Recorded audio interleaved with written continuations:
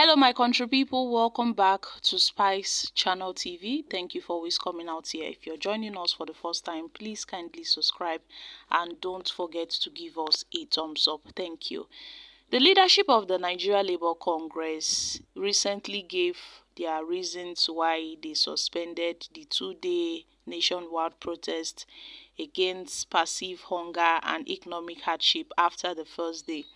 And apart from achieving its objectives of the protest, the Labour Centre hinted to journalists that it could not proceed with the second day of the protest due to potential planned attacks by agents of violence on its members. Yes, my country people. So they had to back out of the protest. It was reported that during the build-up of the nationwide protest, which began on Tuesday, the NLC had raised alarm that the government was planning to use a group called the Nigerian Civil Society Forum to orchestrate violence on protesters.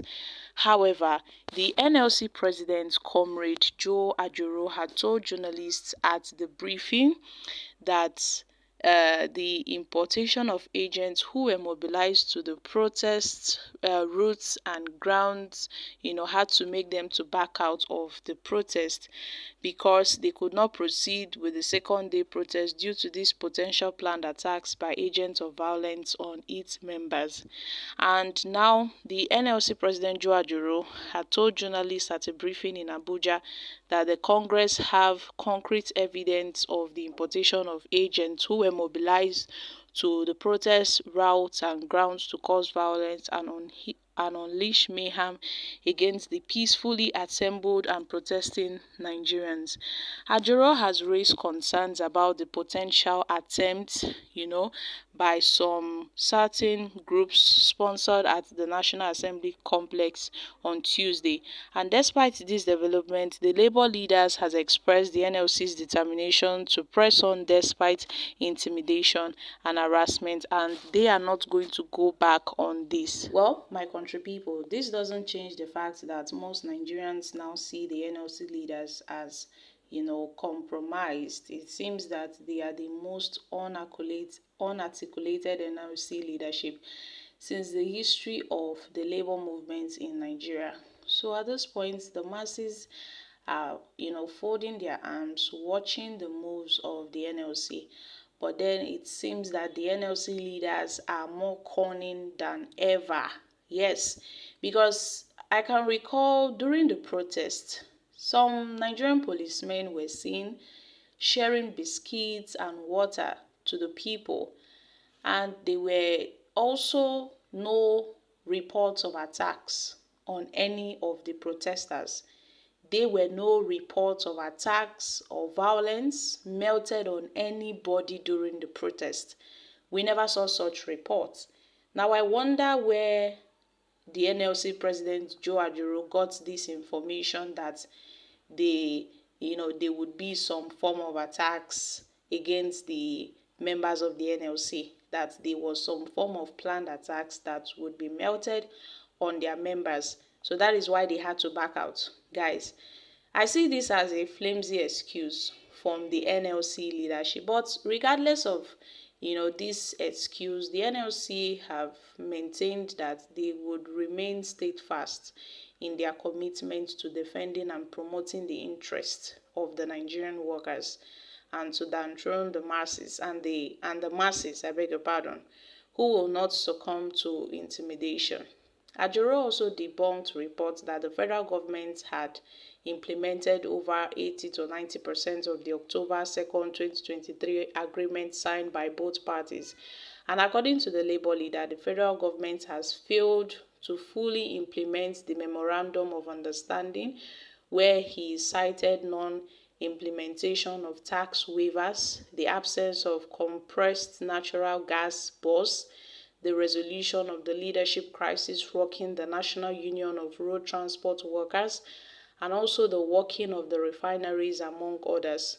Ajaero further stated that the NLC will no longer attend meetings with the federal government on the eve of any action.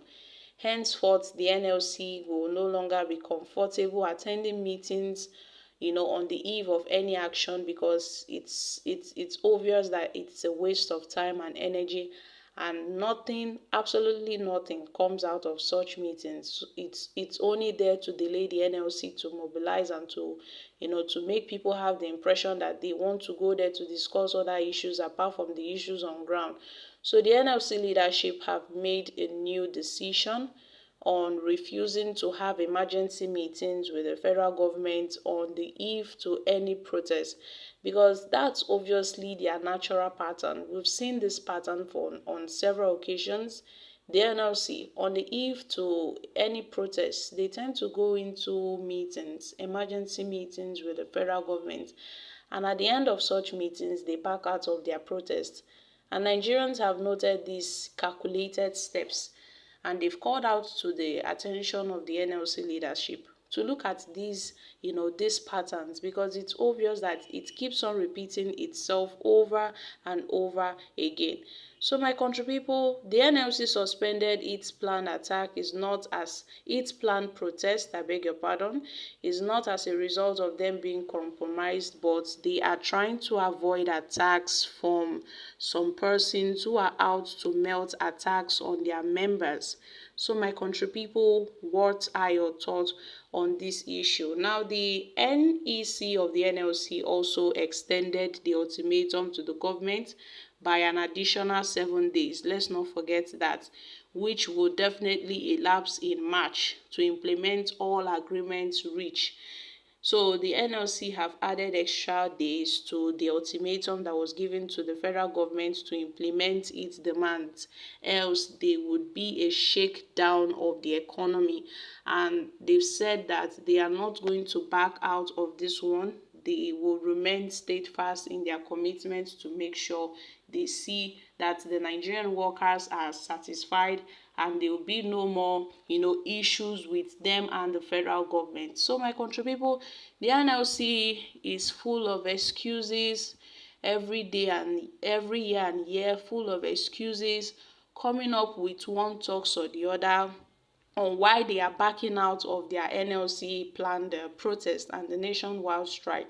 I really hope that at some point they would build the trust that the Nigerian workers had in them, a few years back, because obviously the people are done with the NLC leadership as they are on their own, because the NLC and the TUC, they are not even united.